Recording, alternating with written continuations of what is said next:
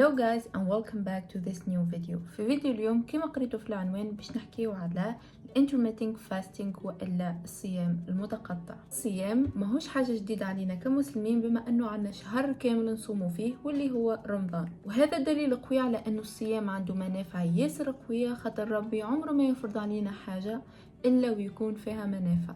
وبالصيام المتقطع تنجم تستفيد من نفس فوائد الصيام في رمضان، كما تحسين صحة القلب، تحسين صحة الجهاز الهضمي، تعديل الكوليسترول. كيف من أهم فوائد الصيام إنه يعدل نسبة السكر في الدم اللي تطلع بعد ما تاكل سكريات وإلا معجنات. الصيام اللي نعرفوه في رمضان هو إنك تصوم من أذان الفجر لأذان المغرب من غير ما تاكل وإلا تشرب حتى شيء. أما الصيام المتقطع راهو فيه أنواع، منهم الصيام المحدد بتوقيت. وش معناها الصيام المحدد بتوقيت؟ كما نعطيكم مثال الصيام 16/8. ايش معناها 16/8؟ 16 هي عدد الساعات اللي باش تصومهم، و8 هم عدد الساعات اللي باش تاكل فيهم. والمعترف به بين العباد هو انهم يصوموا 16 ساعة منهم اوقات النوم، ويفطروا 8 ساعات من الساعة 12 في النهار للساعة 8 في الليل. تاكل من وجبتين لثلاثة انت حر، من المستحسن يكونوا وجبتين، وجبة على الساعة 12 ووجبة على الساعة 8، وفي وسطهم تشرب برشا ماء وتشرب برشا مشروبات اكيد بدون سكر. وفي اوقات الصيام زادة تنجم تشرب ماء وتشرب اي مشروب ما يكون بدون سكر. والوجبه اللي تكسر بها الصيام لازم تكون فيها اكثر بروتين ودهون صحيه. وماذا بينا نتجنبوا الكاربس؟ علاش؟ على خاطر الكاربس باش يطلع لنا نسبه الانسولين وتعمل بيك. احنا ماذا بينا نحافظوا على نسبه الانسولين ونطلعوها تدريجيا باش ما نخسروش اللي عملناه في الصيام. كما قلت لكم من انواع الصيام المحدده بتوقيت 16/8، تصوم 16 ساعه وتاكل 8 ساعات.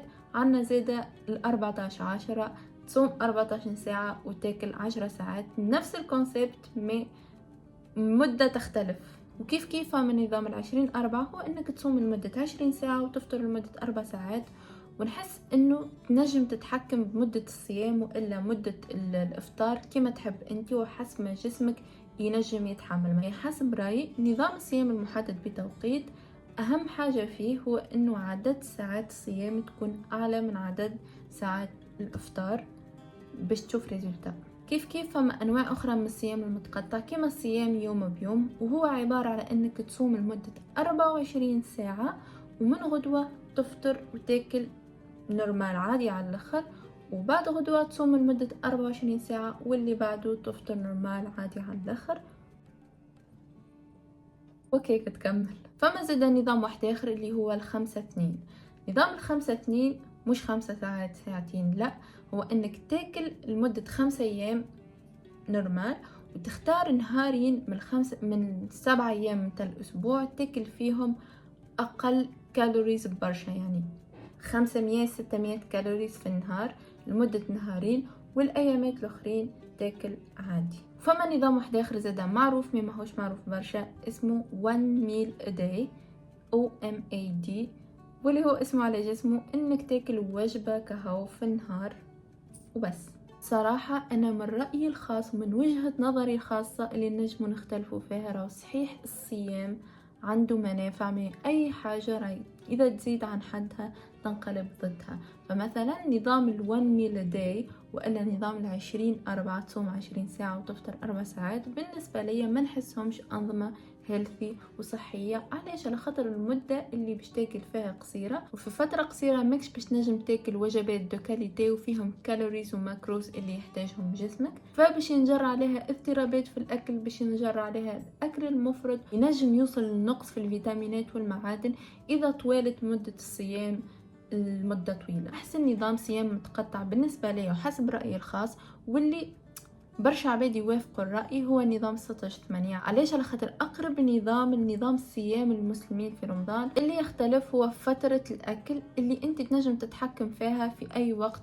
تحسب 8 ساعات وتفطر وقت ما تحب، تنجم تفطر من 11 متاع النهار ل7 متاع العشية، تنجم تفطر من نص النهار ل8، تنجم تفطر من ماضي ساعة ل9، أنت حر. المهم عندك 8 ساعات أذوكم أكل والباقي صيام. أهم حاجة في نظام الصيام المتقطع مش الصيام بل انه الوجبات اللي تاكلوهم بعد الصيام مهمين على الاخر. نبعدوا على كل ما هو كاربس وكل ما هو سكريات باش ما يعملوش بيك في نسبة الانسولين وتفسد علينا كل شيء.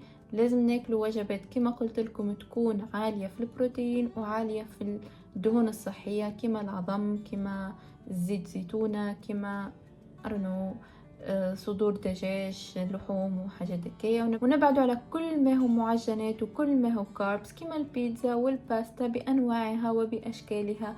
ونبعد على السكريات وعلى المشروبات الغازية اللي فيها برشا سكر، وناكلوا أكثر بروتين، وهذه أهم حاجة. هذا كان فيديو اليوم، إن شاء الله يكون عجبكم. متنسوش باش تعملوا لايك سبسكرايب and تفعلوا الجرس باش يوصلكم نوتيفيكاسيون كي نهبط فيديو جديد. See you in the next video.